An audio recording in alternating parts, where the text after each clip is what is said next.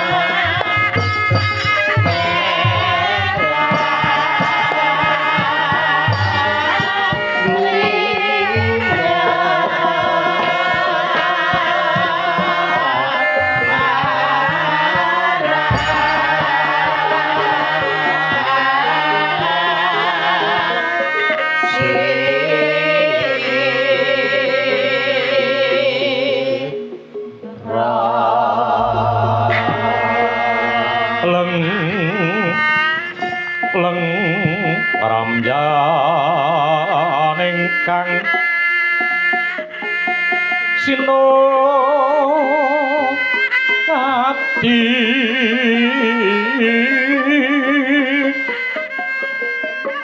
sinopati jagat hari lamun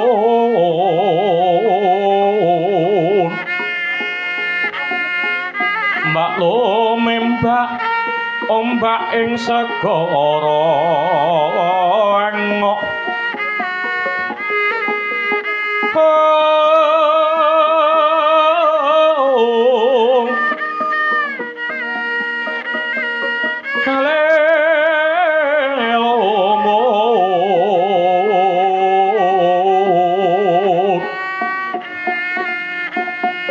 Bale lumut hambregenggeng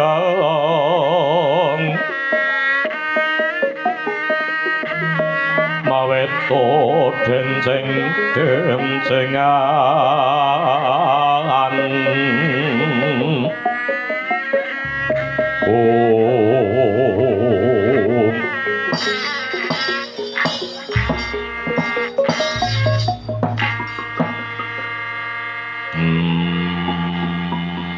Popo yang tawa gondo Titi kalenggahan mriku rumangsa bingung tumlawung arasaning manlah kula. Lenggah kula mboten jenjem karana mboten dang malih. Duta ingkang wekasan badhe prapta wonten negari Ngastina kula kedah kadya kados pundi bapa? Bapa ing Talkanda Kanjeng Hyang Wara Bisma. Putuku ngger.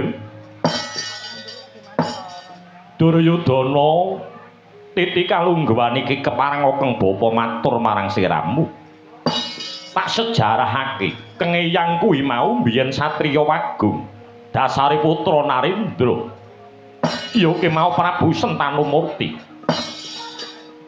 Sangka rasa gedhening anggonku kepengin gegulang marang kadarmaning uripku satemah wujuding kasatriyan kuwi mau ndak tetet. Kasatriyan kuwi mau ndak tetel banjur sarira dadi brahmana pinangka hanetepi marang wajib ulup sumurupa. Sipating manungsa kang netepi marang darmaning urip kuwi mau ya kuwi mau ning tansah memayu marang rahayuning bawana, memayu marang rahayuning keluarga, memayu marang rahayuning alam. Waspada iku mau nyata, titi patrap iku mau bakal wicaksana. Weninging cipta kuwi mau bakal wasita, lereming karep kuwi mau bakal ayem uripe. Lereming pamikir ya kuwi mau bakal tentrem kang dadi uripe. Putra Prabu, bondo donya kuwi mau kabeh mungkin arya dadi coba tumraping jagat raya iki. Nggih, matur nuwun Bapa Durna kadya pundi? Keparenga kula matur nggih. Nuwun sewu. Kang Bapa Saka Lima wiwit urumuhun sampun hanggadhahi gagapan bilih Pandhawa kalawan para Kurawa menika wonten sesekanipun ingkang boten prayogi. Pramila Kang Bapa menika wau ngulang aji jaya kawijayan guna kasantikan. Kang Bapa menika sanes ngulang ilmu. Perkawisipun pun Werkudara utawi Bratasena asal kawruh kasampurnan menika anggenipun Bratasena menika percaya kalawan Kang Bapa ing Saka Lima. Dasaripun kula mboten duwe ilmu kok dipercaya. Ampun melih kok tiyang sanes keluarga bojo kula mawon mboten percaya kalih kula. Iya nek dayuh kira-kira njaluk tamba. Wis ora percaya. Durnawi ora duwe ilmu babar pisan kok arep nambani apa? Senengane nyahak marang pangane liyan ya. Narang ana tanggaku. Janjene dayuh arep mara nggawa gula, nggawa kopi, mesti dipenggak ya kuwi mau atine digawe gingsir supaya ora sida teka nggone Begawan Durna. Nggih. Kanjeng Rama Prabu kadya pundi? Rama Prabu ing Mandaraka. Nggih. Keparenga kula matur nggih, Nggih. Lelampahan menika kawiwitan saking sesukan dadu. Jenenge wong main kuwi mau mesti ala. Ngaten. Wong main kuwi mesti ala. Kamangka sing digawe kalah kuwi mau Pandhawa. Pandhawa najan ngerti digawe kalah dadi wong buangan 12 taun lawase mapan ana ing alas Kanyaka, dedelikan setahun ora kadenangan marang para Sata Kurawa. Wis dilakoni marang para Pandhawa. Wong ngalah kuwi mau lek ngati-ati. Wong ki nak meneng kuwi mau malah bebayani babakan bondo donya. Lamun to anak Prabu kepareng ngaturake marang ya kuwi mau anakku Pandhawa, kowe njaluk ijol negara Mandaraka bakal tak ijoli Kang Rama. Ora bakal suwa ing kayun tumrape Kang Rama, nggih.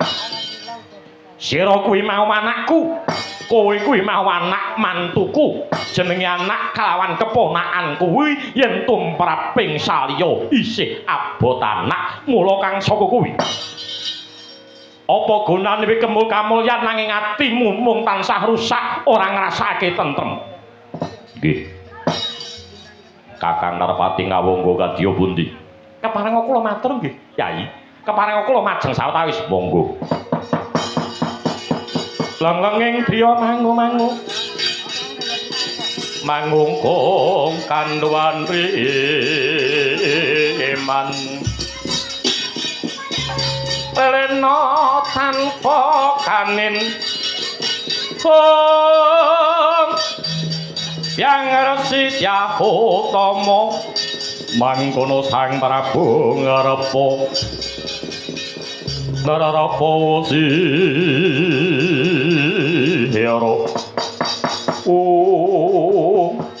Yayi Prabu kepareng ora kantong matur wonten ngarsanipun Yayi Prabu Duryudana Purwa Madya kelawan wasana kula weling dhateng lelabuhan paduka ingkang tresnani dhumateng Arakanta ing Awangga wiwit jaman pendadaran Sokalima sinten ingkang saged ngasoraken juritipun kadang kula Yayi Arjuna Kang Raka namung anak kusir Adirata mboten dipun menangaken ngangsu kawruh wonten ing Sokalima nanging jagat nedahaken dhumateng Kang Raka ing Awangga jagat sampun nyekseni sinten ingkang saged ngembari kaprawiranipun Yayi Janaka menawi to mboten rakanta ing Awangga malah tatkalinipun semanten anggen kula remen kelawan pun Dewi Surtikanti sekawit badhe paduka daud saking tresna paduka dhumateng karsanipun Kang Raka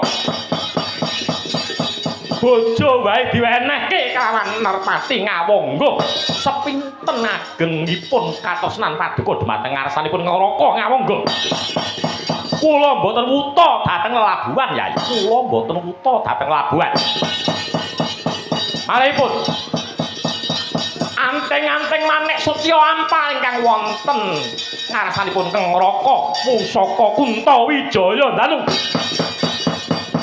peparingipun Jawata wong liya ngarani yen to Karna kuwi mau jarene maling jarbeke Janaka nanging dewa menika mboten bodho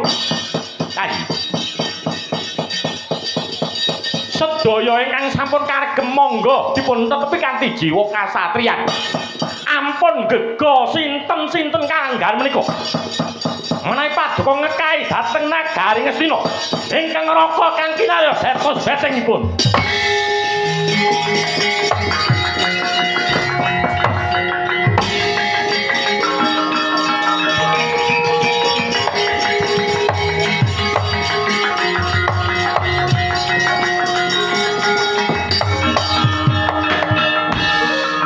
minggat padu iki mau.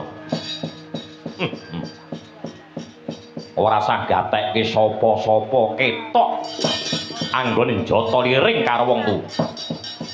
Karena biasane iki nak Karna adekan pisan iki karo Salya iki padu. Kowe mbiyen kok rewangi. Melumpat pager blusuk butulan mergo nggon mareng gendak karo anakku. Bareng saiki kelakon dari mantuku kok mirang-mirangke karo wong tuwa. Paman Haryo kadya pundi kepareng kula matur sisip nyuwun Gung Samudra Pangasama. Sinuwun nuwun sewu.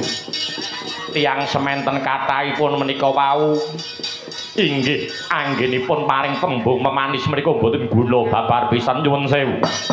Kula aken ingkang ngajab pejahipun para Pandhawa wiwilit atlit ngantos akhir dewasa menika kula. Jaman lakon inggih menika wau Pandhawa bungkus utawi Bima bungkus. Kula ingkang ngajab dhateng patinipun pun bungkus kala wau Najanta ingkang saged mecah menika Gajah Sena. Ingkang angka kalih Bratasena nate kula racun. Ingkang angka 3 Bratasena nate kula bong wonten madiwaning bali sigala-gala ingkang pungkasan. Pandhawa kula ajak main dadu perlune napa bandane ben larut negarane katut. Kaya ngoten niku tresna kula kalawan paduka anak Anggir Duryudana. Menawi to negari menika badhe dipun paringaken. Nuwun sewu. Dados menapa larane atine ingkang ibu tatkala ingkang ibu menika dipun duwa katresnanipun kalawan inggih menika Pandhu Dewanata wong wedok kuwi mawiyen ditolak tresnane kaya apa lara atine coba mangbayangke wong wedok ngandhake tresna kok ditolak niku lho coba kaya apa lara atine ingkang ibu satemah ingkang ibu jawab kalawan ingkang Rama nggerbini awujud tengkelan daging kula suwunke mringarsaning Bathari Durga tengkelan daging kala wau kula tugel-tugel dados 100 sateman dadi Kurawa cacahe 100 yen paduka paring angkara tak minggat saka negara Ngastina iki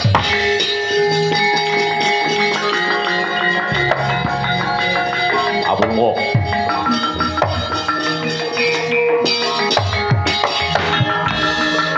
ampun diguneli kula tak minggat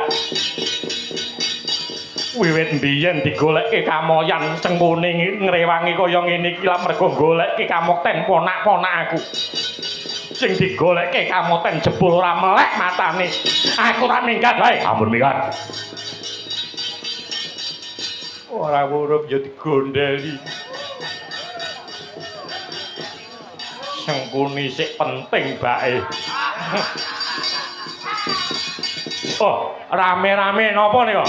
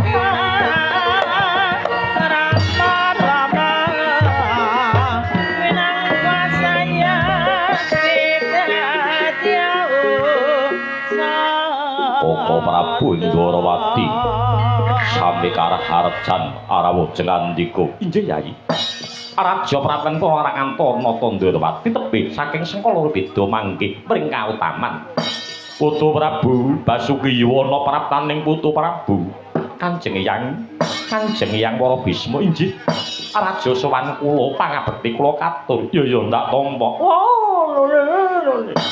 sami karajan rawuh ngandika nggih inggih Bapa Durna arah harja lampah kula sami karajan rawuh ngandika nggih inggih paman raja sowan kula sinuwun mbok inggih monggo wonten ing sebelah wingking menika wau dahar kalian para sata Kurawa langkung rumiyin inggih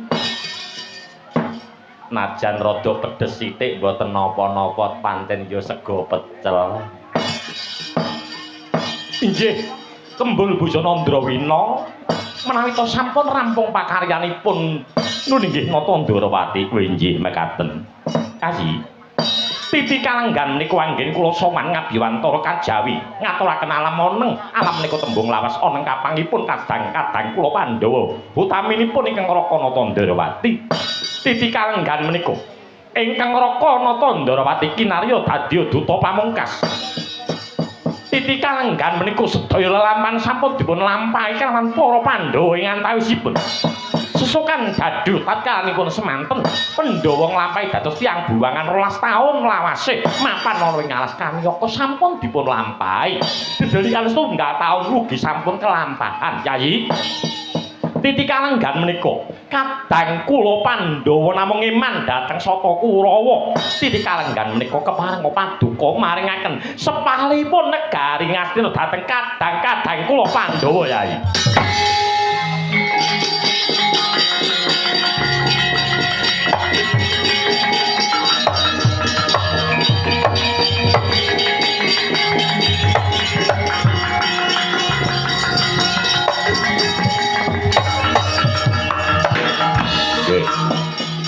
Titi kalenggan menika dipun sesenana jagat sajidi. Wiwit kalenggan menika kula pun Duryudana ngandhap inggih menika wau badhe matur dhateng ngarsanipun para punden sineksenen jagat saisine. Lamun to separo negara Ngastina sakjajare bakal tak paringke marang dulurku Pandhawa. Rekencang pakapa Marudaya kali tote sapa sing kae?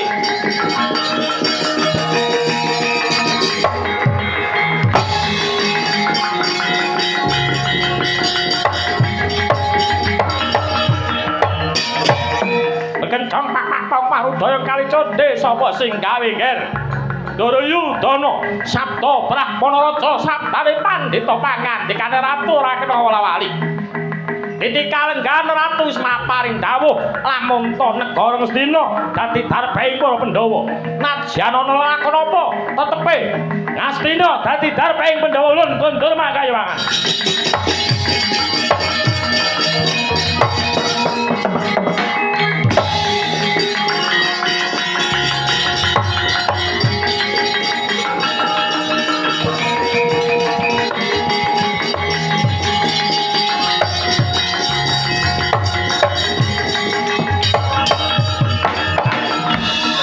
Dinten paduka sampun maringaken negari Ngastina dhateng kadang kula Pandhawa. Monggo kepareng paduka paring tapak asma Yayi surat kekancingan bilih paduka maringaken negari Ngastina dhateng sedulur kula Pandhawa.